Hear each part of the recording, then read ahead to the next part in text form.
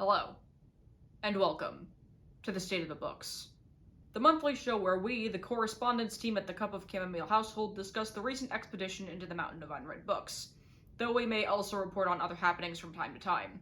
So join us, the correspondence team, as we discuss the State of the Books. La la la, something something, State of the Books.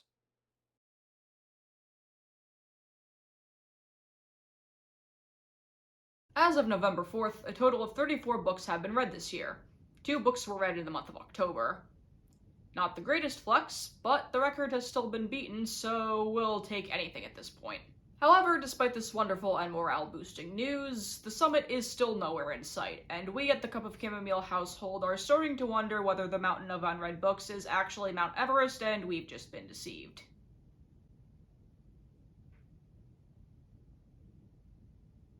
That would be terrifying, actually.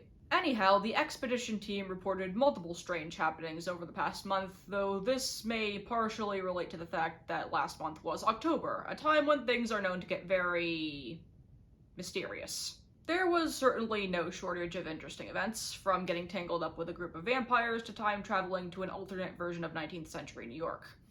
It was a very interesting alternate reality, with no shortage of tea, witches, spirits, and other things. It was a very eventful reality too, and took almost a whole month to get through, but the experience was very much worth it. Let's talk about our designated highlight of the month. Twix. Please sponsor me. It is no secret that Halloween is a time of candy, and I have obtained many bars of sugary goodness over the past week. Will I eat them all in one sitting? No. Because it's bad for your health. And for your stomach. Anyway, let's get into our other designated highlight of the month. Or rather, let's talk about The Witches of New York by Amy McKay. This is a historical, magical... You know what? Let's go with historical fantasy on this one. This book is set in New York City in 1880 and follows a girl who develops the ability to speak to ghosts after a chance encounter with a magical obelisk that has made its way into New York City. And that obelisk happens to be Cleopatra's Needle, which is an obelisk that exists and can be found in Central Park.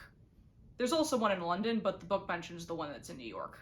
At the same time, we follow 2 witches who run a tea shop, along with a researcher of more obscure things, including spirits, and a very evil reverend who thinks he's doing the right thing, but in reality is blinded by his self-righteousness. And that's all I can say about him without spoilers. First off, witches. In New York. In the 19th century. Do I need to say more? That and the titular witches happen to run a tea shop, and one of them has a crow companion. There's a lot to unpack here, namely the 3 main characters, all women establishing and forming their own sense of power in a society dominated by moral virtue, patriarchy, and period-typical not-goodness. There's also a general theme I want to get into regarding the main villains, most of them being self-righteous a-holes, but all of them seeming to be very afraid of the possibility of a woman ever forming her own sense of agency. Because what could possibly be worse than that, am I right? Ooh, an independent woman with her own sense of agency, trying to make her way in the world and refusing to be subjugated by the will of man. Oh, that's so evil. Ooh! Honestly, it's both infuriating and a touch unsettling that some people feel the need to subjugate someone else because their god told them to, or they just don't like the idea that that someone else could be better than them. And there is a form of beauty in the main character's power taking the form of witchcraft. But that may just be me and my liking to the occult. There are also quite a few characters I came to really enjoy by the end of the book, including one of the main characters, Beatrice, and seeing her character development and coming to terms with her new ability was very nice. There's also the card reader Adelaide, I'm pretty sure she's a card reader, along with Eleanor, who basically runs the shop and serves the tea, and also has a crow familiar who I also loved. Honorable mentions go to one Dr. Quinn Brody, a Civil War veteran who was taken after his father researching the nature of ghosts, and there's also a girl who shows up several times wandering Central Park and offering to read people's fortunes. I could say more, but I don't want this to turn into an individual review, so The Witches of New York gets a 4.5 out of 5.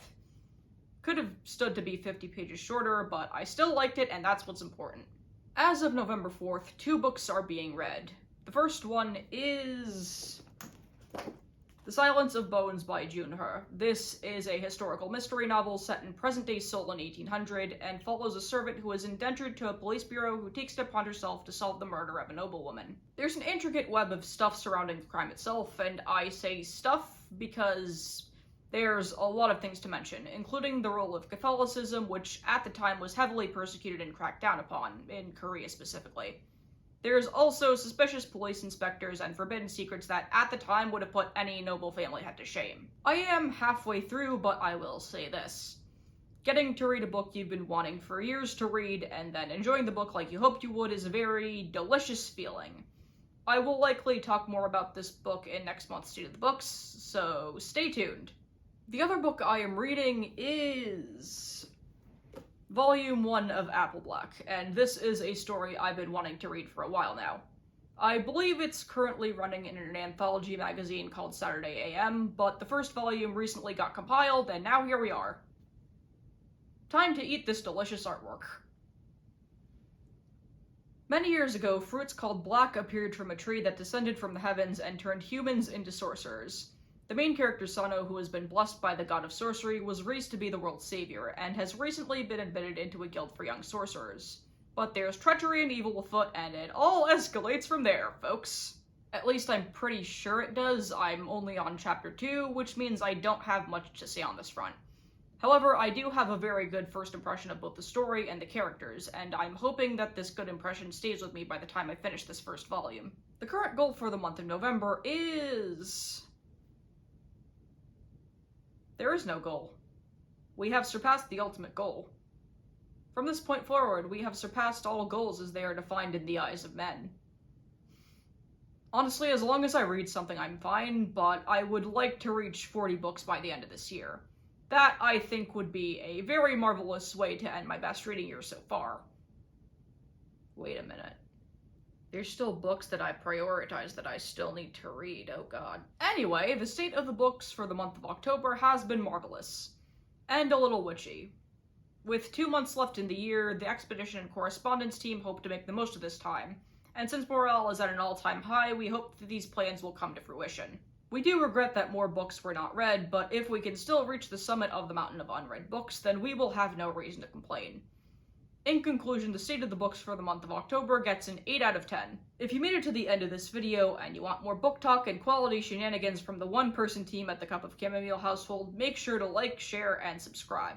As with last month, and this is now tradition, as decreed by the head of operations, leave a book emoji in the comments if you made it this far, and don't forget to spread the joy of good books. Thanks for watching. And now, the part where I tried, and somehow failed, to say anthology. The other book I am reading is Volume 1 of Apple Black, and this is a story I've been wanting to read for a while now. I believe it's currently being serialized help me. That's going in the blooper reel.